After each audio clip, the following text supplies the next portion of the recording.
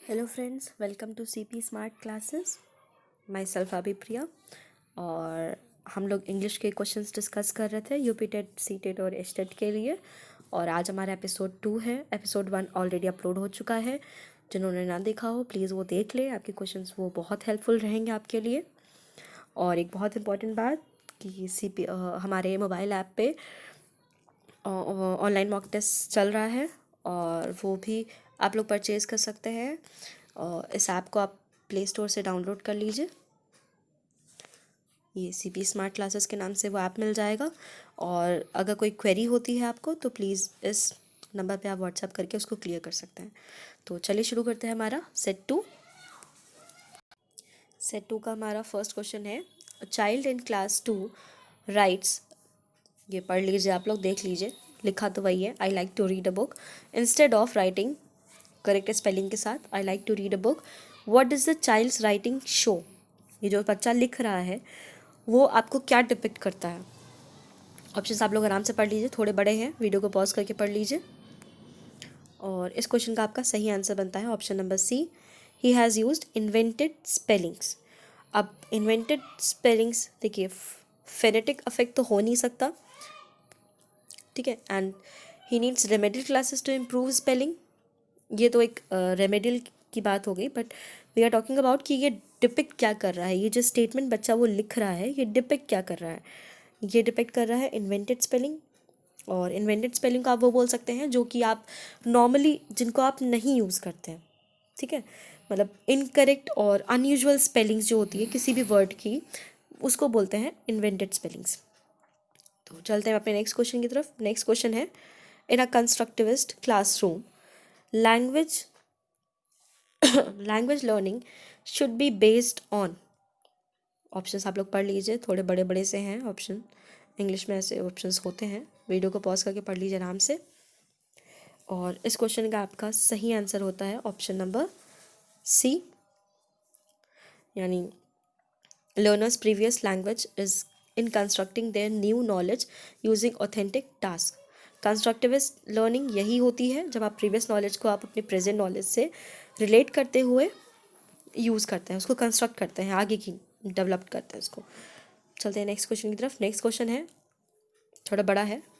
A teacher is reading a lesson from class 3 text book about a girl Nina who is not interested in attending a marriage party as she does not want to leave the sparrow alone locked in her house. Suddenly a boy, Ali, stands up and tells the teacher how one day he saved an injured pigeon which was lying in his balcony. Ali's reaction to the story can be described as, ये जो बच्चा था अली, इसका reaction जो था story पढ़ने के बाद, ये आपको क्या डिपिक्ट करता है।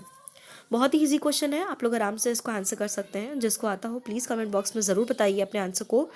और ऑप्शंस पढ़ लीजिए आप लोग। और इस क्वेश्चन का आपका सही आंसर होता है option number A, connecting the text with his personal experience.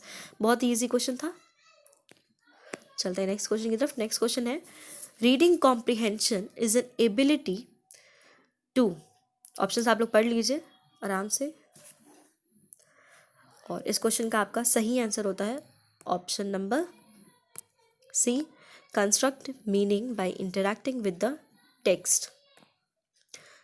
चलते हैं नेक्स्ट क्वेश्चन की तरफ। नेक्स्ट क्वेश्चन है, a teacher has given a task to be done in groups. What will be the role of the teacher during this group work. जो task दिया हुआ है उसमें टीचर का क्या रोल हो सकता है। बहुत ही इजी क्वेश्चन है, आराम से आप लोग पढ़ सकते हैं। आराम से वीडियो को पॉज करके पढ़ के अपना आंसर ज़रूर से ज़रूर बताइए। जिनको आता हो कमेंट बॉक्स में ज़रूर ट्राई करिए आंसर देने का। और इस क्वेश्चन का आपका सही आंसर होता है option number B, ensure that everyone in our group participates in the task and try to support them if required. Teacher as a facilitator, आप यही कह सकते हैं। यहाँ पे जो टीचर का जॉब है वो एक फैसिलिटेटर की तरह है। चलते हैं नेक्स्ट क्वेश्चन की तरफ। नेक्स्ट क्वेश्चन है हमारा, which of the following type of questions in a test will be helpful in assessing the creativity of the learners. ये आप लोग आराम से पढ़ सकते हैं। बहुत ही ईजी क्वेश्चन है, बहुत ही ज़्यादा ईजी क्वेश्चन है। प्लीज़ तो आप लोग आंसर ज़रूर देने का ट्राई करिए। अपने आंसर को ज़रूर से ज़रूर कमेंट बॉक्स में लिखिए। और इस क्वेश्चन का आपका सही आंसर होता है option number B, open ended questions. Means अगर आपको किसी बच्चे की क्रिएटिविटी जाननी है, उसको असेस करना है, तो आप ओपन एंडेड क्वेश्चंस यूज़ कर सकते हैं। ओपन एंडेड क्वेश्चंस में अपॉर्चुनिटी होती है कि बच्चा मतलब येस और नो में आंसर को ख़त्म नहीं करेगा, वो अपने आंसर को इनोवेट करेगा, उसके जो व्यूज़ हैं उसको बताएगा। और ये अपॉर्चुनिटी क्लोज एंडेड या वन वर्ड क्वेश्चन में या मल्टीपल चॉइस क्वेश्चन या ट्रू फॉल्स क्वेश्चन में नहीं मिलती है ये अपॉर्चुनिटी।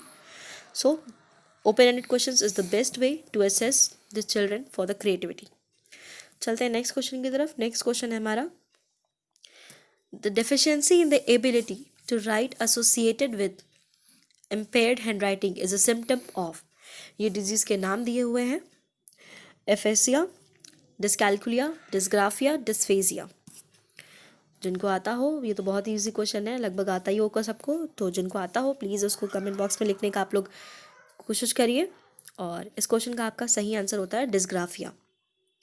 और डिस्ग्राफिया वो डिजीज़ होती है जिसमें हैंड राइटिंग इम्पेयर्ड होती है, ठीक है, ये आपका डिस्ग्राफिया है। एफेजिया भी आपको पता ही होगा। एफेजिया वो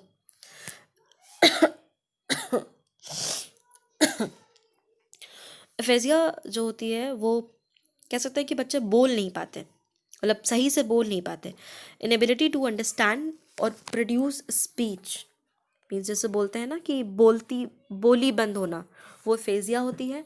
फिर आता है आपका डिसकैल्कुलिया। डिसकैल्कुलिया आपका रिलेटेड है एरिथमेटिक प्रॉब्लम से, जिसमें बच्चा एरिथमेटिक प्रॉब्लम्स को सॉल्व नहीं कर पाता, वो डिसकैल्कुलिया होता है। और फिर आता है आपका डिस्ग्राफिया, ये तो पता ही चल गया क्वेश्चन से। एंड उसके बाद आता है आपका डिस्फेजिया। डिस्फेजिया जो होता है ये बच्चा जो जिसमें कि स्पोकन लैंग्वेज को मतलब वो समझ नहीं पाता, ठीक है, मतलब एक्चुअली सब में ब्रेन डैमेज होता है सब में बस, लेकिन इसमें इसको बोलते हैं स्पीच डिसऑर्डर, ठीक है। तो ये चारों डिजीजेज आपकी बहुत इंपॉर्टेंट है, क्वेश्चन में कहीं ना कहीं आ जाती है, स्पेशली सीटेट में तो स्पेशली आती है ये क्वेश्चंस, बहुत ही रिपीटेड है, बहुत ही रिपीटेड है। ज़रूर से ज़रूर आपको एक या दो क्वेश्चन ये मिलेगा ही मिलेगा आपको सीटेट में। तो इन सब डिजीज़ को आप ज़रूर से पढ़िए, ये इंग्लिश ही नहीं कहीं ना कहीं मतलब जो CDP होता है उसमें भी होता ही दिख जाएगा आपको आराम से क्वेश्चन। और फिर चलते हैं नेक्स्ट क्वेश्चन की तरफ। नेक्स्ट क्वेश्चन है, in a role play a student at the end said this news report is presented by the reporter Anshu and cameraman Priya. The teacher said that instead of cameraman, you should say camera person. It it indicates that the teacher is using a. Options आप लोग पढ़ लीजिए, ये बहुत ही easy question है, तो ज़रूर से कोशिश करिए इसका आंसर देने का। और इस क्वेश्चन का आपका सही आंसर होता है gender neutral language. It means camera person में ये नहीं है कि वो फेमिनिन है या मैस्कुलिन, ठीक है, ये कैमरा पर्सन हो गया। अगर वो स्पेशली बोलती हैं कि कैमरा वुमेन बोलना, तो वो एक जेंडर बायस लैंग्वेज हो जाती, ठीक है। बढ़ते हैं नेक्स्ट क्वेश्चन की तरफ। नेक्स्ट क्वेश्चन है, the theory of universal grammar was formulated by Stephen Krashen, Steven Pinker, Jean पियाजे, नॉर्मन चॉम्स्की। ये ऑप्शंस हैं आपके, और ये क्वेश्चन भी बहुत इजी है, ये भी आपने पढ़ा ही होगा अगर आप इसकी चीज़ की तैयारी कर रहे हैं, प्रैक्टिस कर रहे हैं तो। और इस क्वेश्चन का आपका सही आंसर होता है ऑप्शन नंबर डी, चॉम्स्की का है थ्योरी। चलते हैं नेक्स्ट क्वेश्चन की तरफ। नेक्स्ट क्वेश्चन है, dictionary is a very important tool for learning a language, which of the following is least important about the use of dictionary. आपके options दिए हुए हैं, ऑप्शंस आप लोग पढ़ लीजिए। और इस क्वेश्चन का आपका सही आंसर होता है option number C, check the passive voice of a word. ये डिक्शनरी का लीस्ट इंपॉर्टेंट यूज़ है। इट मीन्स आप उसमें स्पेलिंग चेक कर सकते हैं, उसका मीनिंग यूज़ कर सकते हैं, किस सॉरी पार्ट ऑफ स्पीच, किस स्पीच का पार्ट है वो पार्ट ऑफ स्पीच, आप उसकी चेक कर सकते हैं। ये डिक्शनरी का मेन यूज़ होता है। चलते हैं नेक्स्ट क्वेश्चन की तरफ। नेक्स्ट क्वेश्चन है, विच of the following is a technique of assessment. Assessment यानी मूल्यांकन आप किन से कर सकते हैं, कौन सा टेक्निक है इन चारों में से, पढ़ लीजिए। और जिनको आता हो प्लीज़ अपने आंसर को कमेंट बॉक्स में ज़रूर लिखिए। और इस क्वेश्चन का आपका सही आंसर होता है option number B, means interview. Interview is the right technique for assessment. Rubrics आप लोग को पता ही होगा, रूब्रिक्स जो होती है वो